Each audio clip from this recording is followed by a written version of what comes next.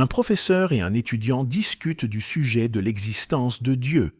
Un professeur de philosophie athée enseignait à sa classe le problème que la science a avec Dieu, l'omnipotent. Il a demandé à l'un de ses nouveaux étudiants chrétiens de se lever et lui a demandé « Tu es chrétien, n'est-ce pas ?» L'étudiant a répondu « Oui, je crois en Dieu ». Le professeur a alors demandé « Dieu est-il bon ?» L'étudiant a répondu « Oui, bien sûr ».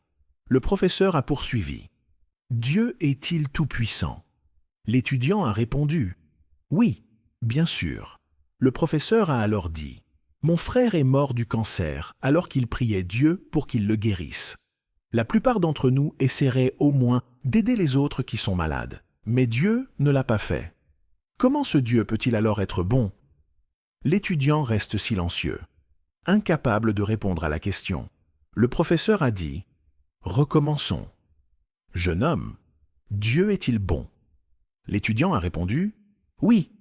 Le professeur a demandé « Le diable est-il bon ?» L'étudiant a répondu « Non ». Le professeur a demandé « D'où vient le diable ?» L'étudiant a répondu « De Dieu ». Le professeur a dit « C'est vrai. Dis-moi, y a-t-il du mal dans ce monde ?»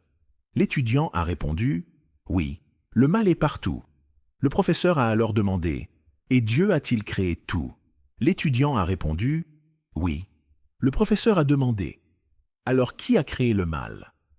L'étudiant ne répond pas. Le professeur a continué « Y a-t-il des maladies, de l'immoralité, de la haine, de la laideur? Toutes ces choses existent-elles dans ce monde ou pas ?» L'étudiant a répondu « Oui ». Le professeur a alors demandé « Alors qui a créé ces choses ?» L'étudiant ne répond pas. Le professeur continue « La science prouve que tu as 5 sens pour identifier et observer le monde qui t'entoure. Dis-moi, as-tu déjà vu Dieu ?» L'étudiant répond « Non ». Le professeur demande « As-tu déjà entendu Dieu ?» L'étudiant répond « Non ».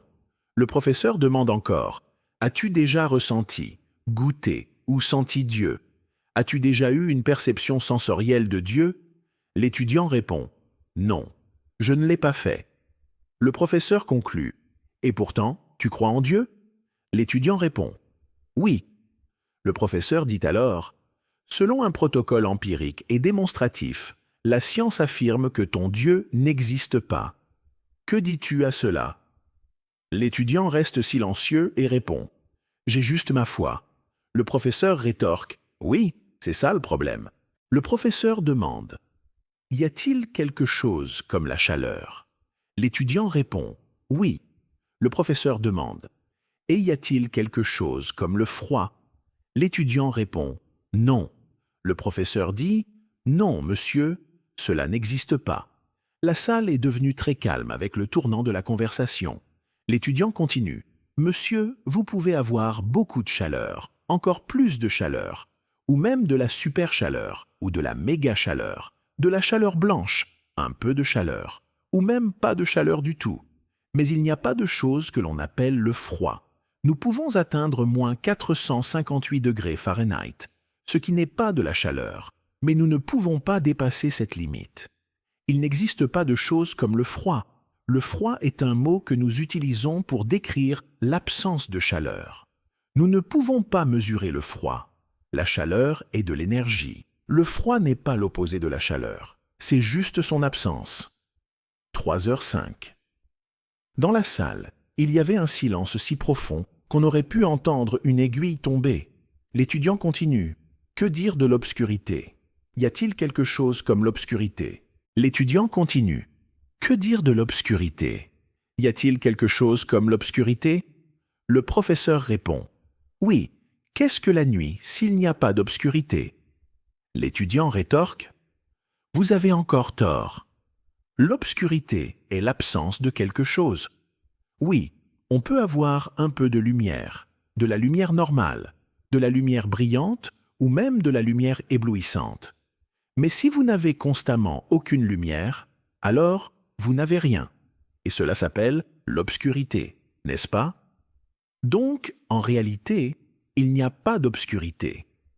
Si c'était le cas, Pourriez-vous rendre l'obscurité encore plus sombre? Alors, que voulez-vous me dire, jeune homme? 4h32. L'étudiant répond: Ce que je veux dire, c'est que votre présupposition philosophique est défectueuse. Le professeur demande: Défectueuse? Peux-tu m'expliquer cela? Peux-tu m'expliquer pourquoi? L'étudiant dit: Vous travaillez sur la présupposition de la dualité. Vous prétendez qu'il y a la vie et la mort, un bon Dieu et un mauvais Dieu. Vous imaginez Dieu comme quelque chose de limité, quelque chose que nous pouvons mesurer. La science ne peut même pas expliquer une pensée.